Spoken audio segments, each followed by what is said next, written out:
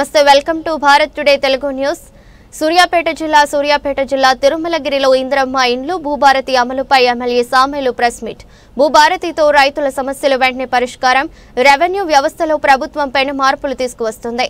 సామాన్య ప్రజలకు భూభారతితో మెరుగైన సేవలు, భూ సమస్యలను త్వరితగతిన పరిష్కరించేలా భూభారతి రూపొందుతుంది. ప్రతి మండలంలో భూభారతిపై ప్రజలకు అధికారులు అవగాహన సదస్సులు నిర్వహించారు. అటాంకలు తొక్కి ఇడిచి పెడతారు.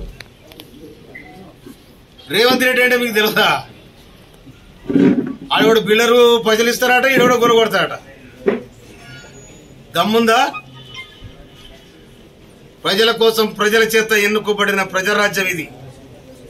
ఈ ప్రజాపాలనను అంటుకుంటే అగ్గిరవుతా బిడ్డ. నికారసైన ఇంద్రమ్మ రాజ్యం ఇది. ఎన్నో ఆటుపోటు తిని నిటారుగా నిలబడ్డ కాంగ్రెస్ పార్టీది. బేరసారాలకు దొంగసాడుగా బేరసారాలు చేసుకున్న పార్టీగా ఇది. కనుక కొత్త ప్రభాకర్ రెడ్డి పాత మాటలు మాట్లాడుతుండు.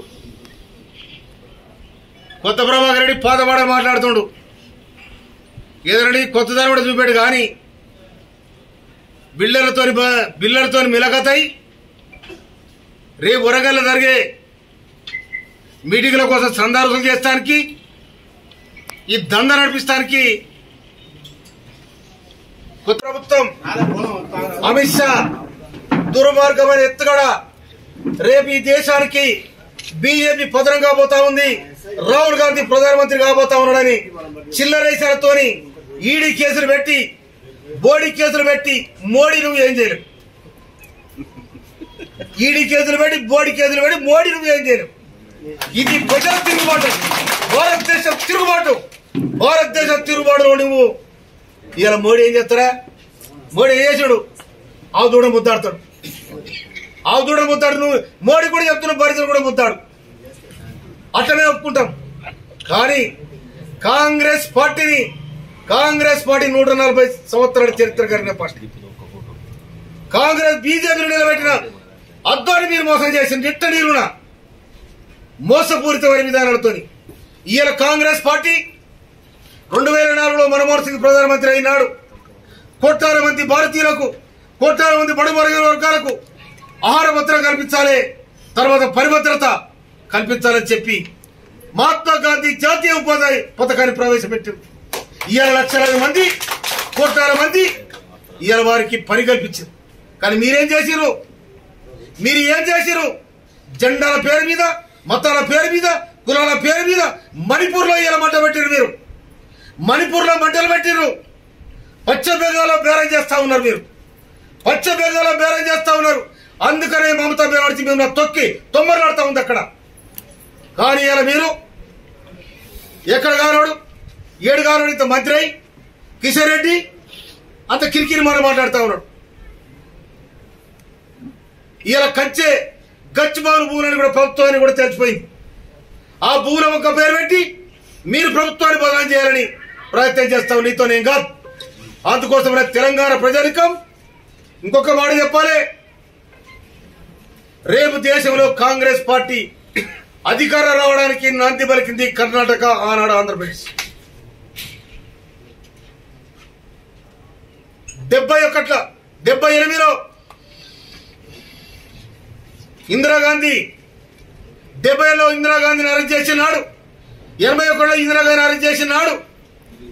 తిరుగుబాటు చేసింది కర్ణాటక, ఆంధ్రప్రదేశ్ ప్రభుత్వం మాత్రం.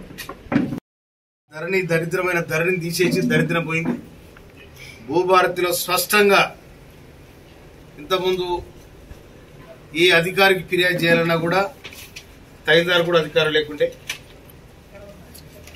ఇది కొత్త చట్టం బుక్. ఇది కనుక ఇది ప్రజానికానికి అందుబాటులో ఉండే ఒక వ్యవస్థ. కొత్త రెవెన్యూ వ్యవస్థను కూడా తయారు చేయడం జరిగింది ప్రభుత్వం.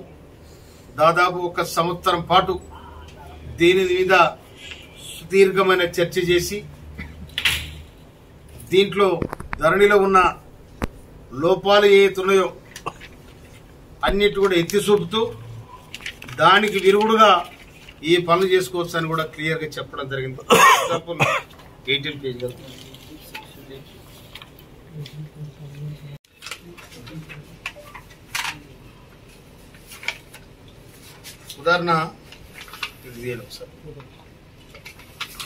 ఉదాహరణ ఇప్పుడున్న ఈ భూభారతిలో రాష్ట్ర ప్రభుత్వం,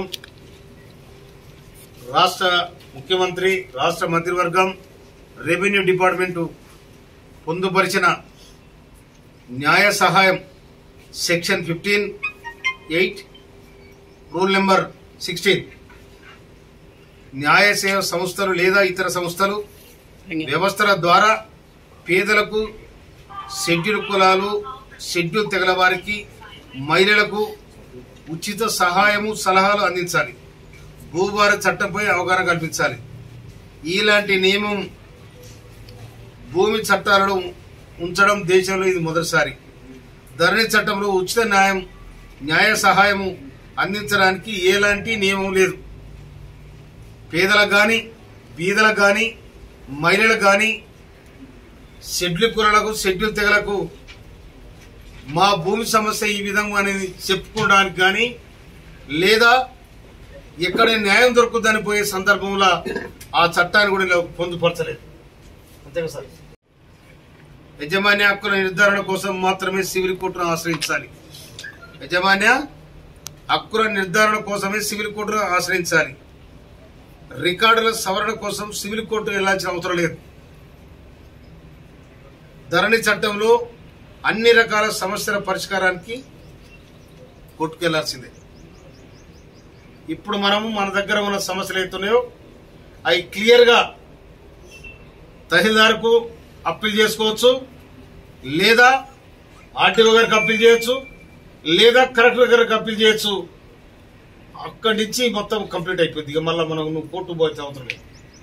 అంతేగా సార్? ఆర్టీఓ గారు కనుక ఈ విధమైన ప్రజలకు అందుబాటులో ఉండే విధంగా రేపు బీఆర్ఓ వ్యవస్థను కూడా విలేజ్ రెవెన్యూ డిపార్ట్మెంట్ కూడా మళ్ళా దాన్ని పునరుద్ధరిస్తా ఉంది. ఎందుకంటే భూమికి రైతుకు భూమికి బంధము, అనుబంధం. మనం బతకాలన్నా, మనం నడవాలన్నా, పడుకోవాలన్నా భూమి అవసరం. కనుక ఇంకోటి, ఇప్పుడు గ్రామాలలో ఉన్న ఇండ్లకు కూడా పాస్బుక్ చేయడం జరుగుతుంది. భూదార్, ఇప్పుడు ఆధార్ ఏదైతుందో అదే విధంగా భూదార్ అంటే మన ఇంటికి కూడా పాస్బుక్ వస్తుంది. నీకు రైట్ ఉంటుంది, దాన్ని పెట్టుకొని నువ్వు లోన్ కూడా తీసుకోవచ్చు. ఇప్పుడు లేకపోతే భూమికి అది ఇంటికి, గ్రామానికి సర్వే నెంబర్ లేదు, హద్దులు లేవు, గ్రామ కంఠానికి హక్కులు లేవు. ఇవాళ కూడా దాన్ని పొందుపరచడం జరిగింది. కనుక భూభారతి అనేది భారతదేశంలో మొట్టమొదలు ప్రవేశపెట్టిన గొప్ప రెవెన్యూ సంస్కరణ ఇది. ఈ రెవెన్యూ సంస్కరణను మనమందరం కూడా స్వాగతించాలి, స్వాగతం పలకాలి. రాష్ట్ర ప్రభుత్వం తీసుకున్న ఈ ఘనమైన చర్యను మనమందరం కూడా ముక్త కంఠంతో జయజయధ్వనులు పలకాలని మనం చెప్తున్నాం.